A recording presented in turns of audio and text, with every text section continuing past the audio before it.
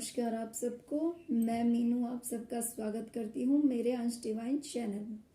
आज मैं आप सबके सामने जो टॉपिक लेके आई हूँ वो टॉपिक है इस सातों जो लोग बताए गए हैं इनकी संरचना कैसे है, इनको कैसे बनाया गया है। देखिए, जब हम इस दुनिया से जाते हैं और हमारे इस जन्म की मृत्यु और अगले जन्म से पहले इस बीच हम कहाँ रहते हैं? इस बीच हम सोल वर्ल्ड में रहते हैं। जब हमारा लाइफ रिव्यू हो जाता है उसके बाद हमें जो हमारे लायक जगह है ना, जो लोग हमारे लायक है उस लोक में हमें भेज दिया जाता है।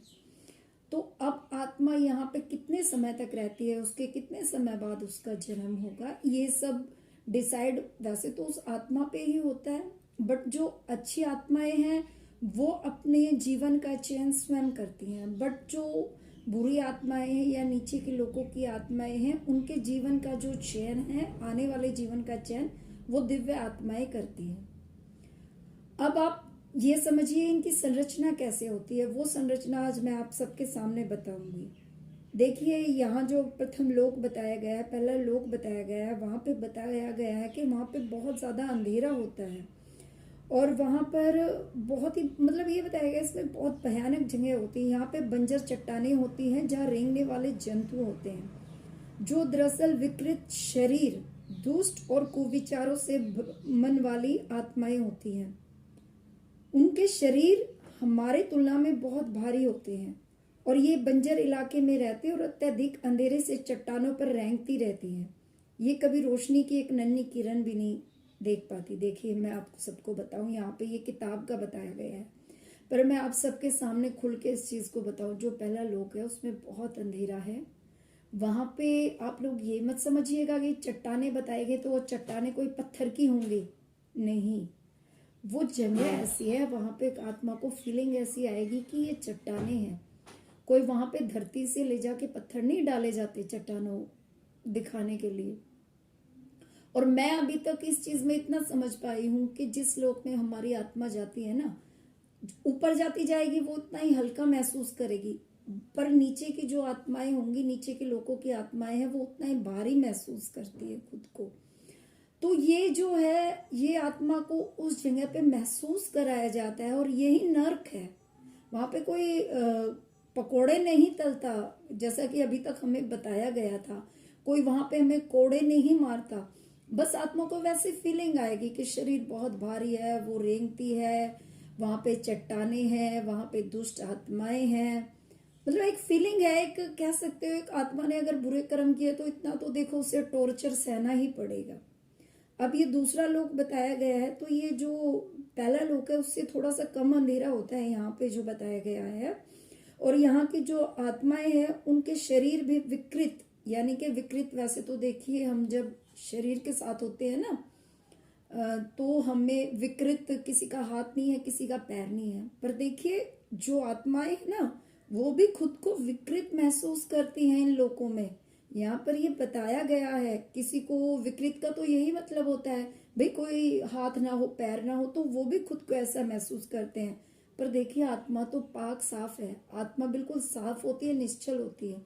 पर हम जब जिस शरीर में रह के जाते हैं ना, उसके जो अवगुण हमारे अंदर है ना, हमारी आत्मा में, वो फीड हो जाते हैं, क्योंकि वो आत्मा बहुत समय तक उस शरीर के अंदर रही है। परमात्मा ने तो बिल्कुल साफ और स्वच्छ बनाया था हमें, पर हम शरीर में आने के बाद जब आत्मा की नहीं सुनते और दिमाग से काम करते तो हम कई गलतियां कर बैठते हैं और वो गलतियां हमारी आत्मा में फीड हो जाती है। तो इसीलिए फिर ये अनुभव होते हैं उन्हें। और यहाँ पे देखिए ये भी कहा गया है कि दूसरे लोक में जो आत्माएं हैं वो एक दूसरे से घृणा करती हैं, भद्दी भाषा का इस्तेमाल करती हैं। तो देखिए वो तो घृणा तो हमारे धरती पे भी करते हैं और यहाँ पे भी भद्दी भाषाएं बोली जाती है। पर वहां पे ये नहीं होता कि भद्दी भाषा बोलने के लिए एक दूसरे को मुंह से कोई गाली देता है। बस उनकी आत्माओं के विचार एक आत्मा के दूसरी आत्मा तक विचार जाते हैं और विचार बुरे भरे हुए हैं। शरीर में रहते हुए जो बुरे विचार भरे हैं वो वहां जाने के बाद भी एक दूसरे तक वही विचार ट्रांसफर होते हैं, बस इतना ही है। तीसरा लोक, ये कुछ बेहतर बताया गया है नीचे के दोनों लोकों से। और यहाँ पर भी बताया गया है कि दो लोगों के मुकाबले आत्मा थोड़ा हल्का खुद को महसूस करती है। पर यहाँ पर भी बहुत घना कोहरा बताया गया है। मतलब कि जब कोहरा हमारी धरती पे होता है तो देखिए क्या होता है, हमें भी तो दिखाई नहीं देता ना सामने क्या है। तो यही हालात यहाँ पे बताए गए हैं। और यहाँ पर भी बताया गया है कि एक दूसरे के प्रति दुर्भावनाएं रखती हैं आत्माएं। और यहाँ पर यह भी बताया गया है, देखिए मैं आपको एक चीज बता दूं, जैसे जैसे कोई यहाँ पे भले ही बुजुर्ग होके गया हो, कितनी भी उम्र, 100 साल 90 साल कितनी भी ली हो, उसने उम्र ली हो, वो बुजुर्ग दिखेगा आपको जब तक वो शरीर में है। जैसे ही वो शरीर से आत्मा निकलती है, जितनी अच्छी आत्मा होगी ना उतना ही वो जवान होती जाएगी, उतनी ही वो मतलब कि ये लगने लगेगा भाई ये तो कोई 20-25 साल का जवान है। ये है और ये मैंने देखा है। और ये बताया भी गया है कि जो फरिश्ते या और सब जो भी अच्छी आत्माएं होती है ना, वो भले ही कितनी भी उम्र ले लें, पर जब वो आत्मा में आती है, मतलब शरीर आत्मा जब अलग होते हैं, तो जो आत्मा है वो जितने अच्छे कर्म करती जाएगी ना, वो एकदम जवान और खूबसूरत होती जाती है। और यहाँ पर यही बताया गया है तीसरे लोक में कि आत्माएं खुद को मतलब एक दूसरे को देखती है तो बुजुर्ग नजर आती हैं तीसरे लोक में, क्योंकि ये तो नर्क लोक है। तो अब नर्क लोक है तो देखिए वो तो फिर जवान बनेंगे नहीं ना, वो तो ऊपर के लोकों में ही जवान दिखेंगी। अच्छा, जो अब चौथा लोक बताया गया है वो एक मध्यम लोक है। ये हमारे पृथ्वी जैसा है। यहाँ पर तो बल्कि किताब में ये लिखा गया है कि यहाँ पे दिन और रात भी होते हैं। ये एक ऐसा लोक है जिसमें मनुष्य की आत्मा अपनी जीवन यात्रा शुरू करती है। उन्हें चौथे लोक के 5वें स्तर से उठना है या नीचे गिरने का अवसर दिया जाता है, पूरी तरह हम पर निर्भर करता है। देखिए आप इतना समझिए कि जो चौथे लोक का 5वां स्तर है, जैसा कि मैं बता चुकी हूँ, हर एक लोक में 10-10 स्तर है।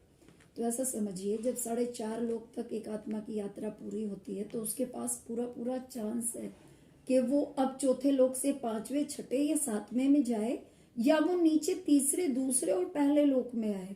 ये उस आत्मा पर निर्भर है। अगर वो यहाँ के अच्छे कर्म करेगी तो वो ऊपर जाएगी, अगर वो बुरे कर्म करेगी तो वो नीचे आएगी। अब मैं आप सबको एक चीज और बता दूं यहाँ पे कि जो आत्मा 6ठे और 7वें लोकों में होती है ना, वो इतने बुरे कर्म, भले ही शरीर में आने के बाद कोई हालात उनके सामने ऐसा आ जाए कि उनसे कोई बुरा कर्म हो भी जाए, तो भी वो इतना बुरा कर्म कभी नहीं करती कि वो इस 5वां जो लोक है उससे नीचे आए। समझिए आप, वो बेचारी हालातवश ऐसा कुछ कर देती है पर इतना बुरा कभी नहीं करती कि 5वें लोक से नीचे आए। पर जो 4.5 लोक यानी कि चौथे लोक की भी आत्मा है ना, वो जब इस धरती पे आएगी, अगर वो अब बुरा करेगी तो वो नीचे पहले, दूसरे, तीसरे लोक में आएगी, और अच्छा करेगी तो वो ऊपर उठकर चौथे से ऊपर उठ के 5वें, 6ठे और 7वें लोक में जाएगी। तो ये उस आत्मा पर ही निर्भर करता है, ऐसा समझिए आप। अच्छा, जो 5वां लोक है, यहाँ से बताया गया, यहाँ से स्वर्ग की शुरुआत हो जाती है, जो धरती के किसी सुंदर स्थान जैसा है। तो आकाश में हमेशा एक हल्की सी चमक रहती है। इस लोक की आत्मा एक दूसरे की मददगार होती हैं। उनके शरीर काफी हल्के हैं और उन्हें कोई विकृति भी नहीं है। ऐसा समझिए कि जो 5वां लोक है वहां पे उन आत्माओं के शरीर अब पूरे हैं। कोई किसी का, जैसा कि हम नीचे बताया गया था, विकृत शरीर होते हैं आत्माओं के, तो अब वहां नहीं है। बट आप शरीर को आत्मा समझिएगा, यहाँ पे शरीर आत्मा के लिए यूज हुआ है। ये भौतिक शरीर मत समझ लेना जिसमें आज हम हैं, ये नहीं है। यहाँ पे शरीर आत्मा के लिए इस्तेमाल हुआ है। तो यहाँ पे आत्माएं पूरी होने लगती हैं। अब जो 6ठा लोक है ये बहुत ही सुंदर लोक है। यहाँ खूबसूरत चमकीली हरी घास, पेड़ और रंग बिरंगे फूल होते हैं जो पृथ्वी पर नहीं पाए जाते। देखिए अब मैं आप सबको एक बात और बताऊं, आप लोग ये मत समझिएगा कि वहां पे मिट्टी है या धरती से कोई फूल बीज का पौधा ले जाके वहां पे फूल लगाए गए हैं। अब बिल्कुल भी इस बात को मत समझिएगा। बस इतना समझिए कि आत्मलोक में जो भी है, चाहे वो चट्टाने हैं, चाहे वो फूल है, चाहे वो जो आपको नजर आए, चाहे वो कोई आपको एक घर जैसा नजर आए, चाहे कोई कुछ भी ऐसा स्थान बना हुआ हो, कोई मंदिर जैसा नजर आए, या आप लोगों को जैसे पीछे मैंने बताया था कि हीलिंग होती है। हीलिंग एक हमारे धरती पे अस्पताल की तरह समझिए और वहां पे एक विश्राम गृह की तरह है, वो हो, ये सारी चीजें प्रकाश से बनी हुई है। प्रकाश से मतलब समझिए कि एक चमकीली रोशनी है वहां, उस रोशनी से ही सब कुछ बना हुआ है। फूल, पेड़ पौधे, झरने, तालाब, वहां पे ये चीजें भी नजर आती हैं, मैं आप लोगों को बता दूं। लेकिन वो सब हमारी धरती की तरह ना ईंट पत्थर से बने हुए हैं, ना वो सब हमारी धरती की तरह फूल और बीजों से बने हुए हैं। वो सब चीजें प्रकाश से बने हुए हैं। जैसे सूर्य की रोशनी हमारी धरती पे आती है ना, वो इस तरह की रोशनी से बनी हुई चीजें हैं और बादलों से बनी हुई चीजें हैं। आप लोग प्लीज इन चीजों में कंफ्यूज मत हो जाइएगा कि हमारे धरती से किसी ने पेड़ पौधे ले जाके ऊपर लगा दिए हैं। बस वो जगह ऐसी है, कहीं तो वो जगह अगर नीचे के लोग हैं तो वहां पे फीलिंग चट्टानों की, अंधेरे की वो आएगी एक आत्मा को।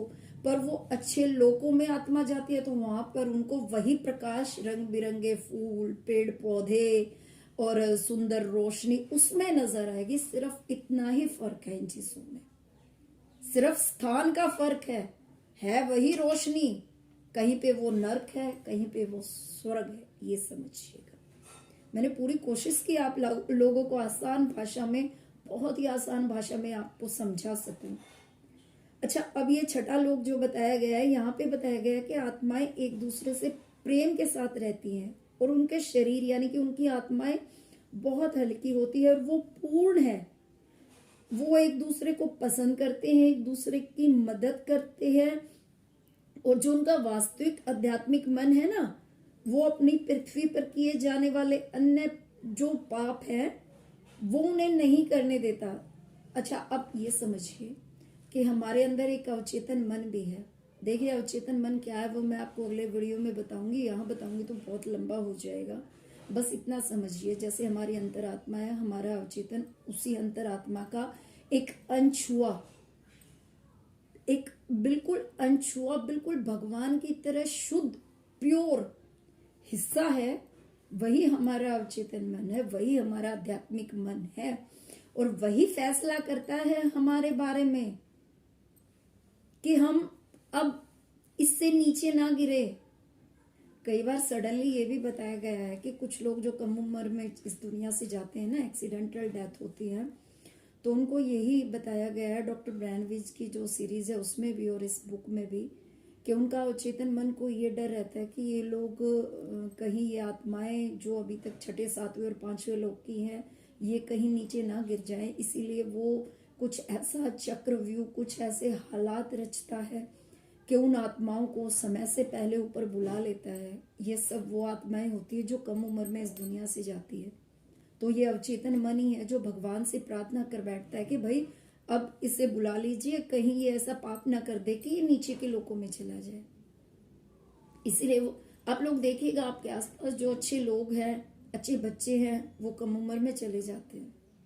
तो वहां पर ये अवचेतन मन का ही काम बताया गया है।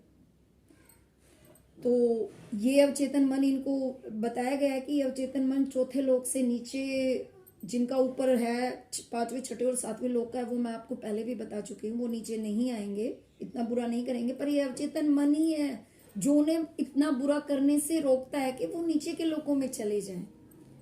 अच्छा, अब देखिए सातवां लोक कैसा है। यहाँ पर बताया गया है ये उच्चतम लोक है, यानी कि इसको सबसे ऊपर का लोक बताया गया है।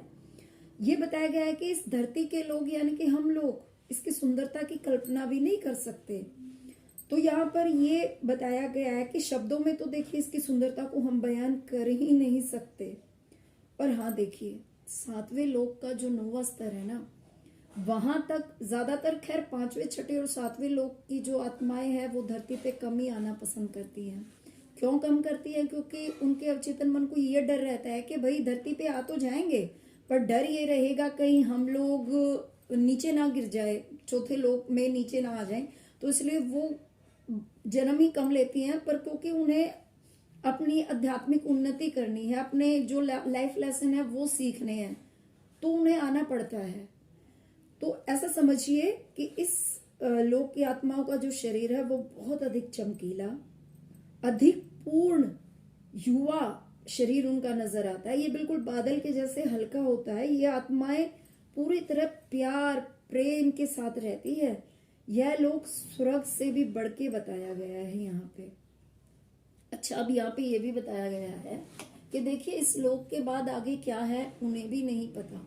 अभी तक हमने भी शास्त्रों में और सब में 7 लोगों के बारे में ही सुना है, पर ये बताया गया है कि 7वें लोक के बाद 8वां लोक जो है वहां पे हमारे ऋषि मुनि तपस्वी बड़े बड़े हमारे जो संत इस धरती के रह के गए हैं, फरिश्ता लोक कहते हैं उस लोक को। ये 8वां लोक बताया गया है। अब देखिए जो आत्माएं 7वें लोक में पहुंच गई, स्वर्ग जैसे लोक में पहुंच गई, वो फिर नीचे के लोकों में क्यों आना चाहेंगी? क्यों वो 6ठे या 5वें में आना चाहेंगे जब ये स्वर्ग से भी बढ़ के है? पर क्या है, उन्हें भी लाइफ लेसन लेना है। फर्क सिर्फ इतना है, वो अगर जन्म नहीं लेंगी, ऊपर ही रहेंगी, तो उनके सामने उनके लाइफ लेसन यानी कि उनकी आत्मा को क्या सीखना है, क्या ग्रो करना है, वो उन्हें सब पता होगा।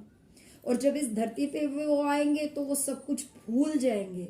तो हमारी धरती जो है ये ऐसी पाठशाला है कि किसी भी चीज को सीखने के लिए, क्योंकि यहाँ पे सब कुछ भूल गए, तो किसी भी चीज को सीखने के लिए वो चीज हम वहां उन लोगों में रह के अगर हम जन्म नहीं लेंगे तो एक ही लेसन आप ऐसा समझिए सीखने के लिए हमें ज्यादा समय लगता है। चलिए मैं एक एग्जांपल देके आपको बताती हूँ। एक किताब है, उसमें से 10 क्वेश्चन याद करने हैं एक बच्चे को। 2 बच्चे हैं, एक बच्चा ऊपर है उन लोगों में और एक बच्चा नीचे है हमारी धरती पे। तो जो ऊपर का बच्चा है, ऊपर के लोगों का, उसको अपने पिछले जन्म, उसको क्या सीखना है ये सब उसको पता है, क्योंकि उन लोगों में जो आत्माएं हैं उन्हें अपना सब कुछ याद रहता है, आगे पीछे का सब कुछ। और एक हम में जो नीचे बच्चा है वो भूल गया, उसको कुछ भी नहीं पता उसे क्या सीखना है, उसके लिए तो और भी ज्यादा कठिन परीक्षा होगी। तो होगा क्या, जिसके सामने वो किताब खुली पड़ी है, यानी कि जो उन लोगों में बैठ के तरक्की करना चाहेंगे जो बच्चा, वो उसको समय लगेगा 10 साल का एक 10 क्वेश्चन को याद करने में। और हम जो धरती पे हैं हमें समय लगेगा केवल 1 साल का उस क्वेश्चन को याद करने में। तो पहले कौन याद करेगा, हमारा धरती वाला या ऊपर वाला?